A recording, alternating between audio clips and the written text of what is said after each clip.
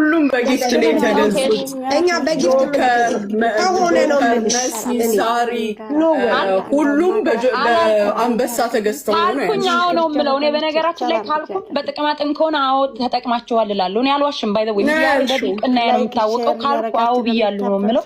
ብዬ ከሆነ አላልኩም እንጂ አዎ ነው የምለው። ግን አላልኩም። እርግጠኛ ነኝ ሪከርድ አታመጭልኝም። ግን በጓደኝነት እንደዛ ከሆነ እኛ ማስረጃ እናመጣለን። ችግር የለም። እሺ አምጩ ብዬ ከሆነ ምን አው ብያለሁ እላለሁ። ችግር የለብኝም። ግን በጓደኝነት ስለምሷን ስለሚያውቋት እሷ ታዋቂ ስለሆነች ይሸፋፍኑላታል ብያለሁ። አሁንም እንደዛ አይነት ስሜት ስለሚሰማኝ ነው ምን ነው ያንን ምለው እንደዛ አይነት ስለሚሰማኝ ስንት ሚዲያ ላይ የማይወጡ አሉ። ኦኬ ጥሩ። እናንተ ለእውነት ከቆማችሁ እኔ ሙኒት ጋር ምንም ችግር የለብኝም።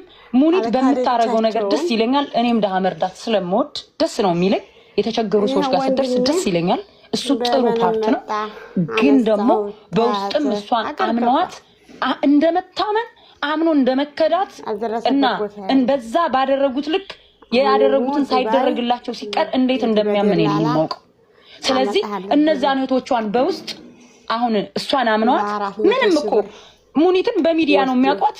እንደዚህ ይሰራሉ ስትላቸው በአንድ ወር ከ15 ቀን ጨርስልሻለሁ ስትላቸው እንደውም አከፋፈሉ ስማርት ቢሆን እኮ መጀመሪያ 30% ከዛ 40 መጨረሻ ላይ 100% ነው የሚከፈለው። 100% ነው እኮ የሰጧት።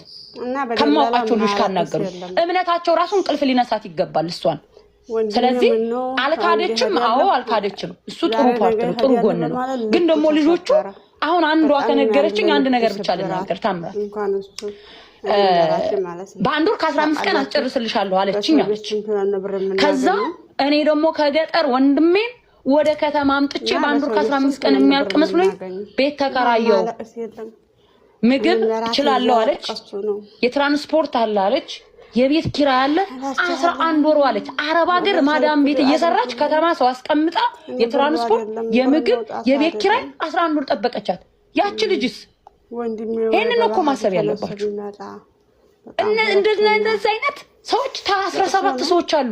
እነዛን አስቧቸው። አዲዎች አሁንም ተምር ሐቢብቲ እቺ ልጅ እኔ ጋር መጣለች። በነገራችን ላይ 11 ወር አለችሽ። ውሸታም ናት። መጀመሪያ ለኔ ማለት 7 ወር አለች። ከዛም በኋላ ሙኒትም ጋር ስደውል ስንት ወር? 1 ወር ከ20 ቀን ምናምን አለች። ስለዚህ ሁሉንም መጥቶ የሚነግሩሽ እውነት ብለሽ ማለት አንቺ ደግሞ መወሰን ቶሎ የለብሽም እህቴ፣ መቸኮል የለብንም። ሁላችንም ሰው ነን። እነሱ ማለት የሚያመጡልሽ ነገር ትክክለኛ ሊሆን ይችላል፣ ትክክለኛ ላይሆን ይችላል። እዚህ ጋር አንቺ እውነትም ለነሱ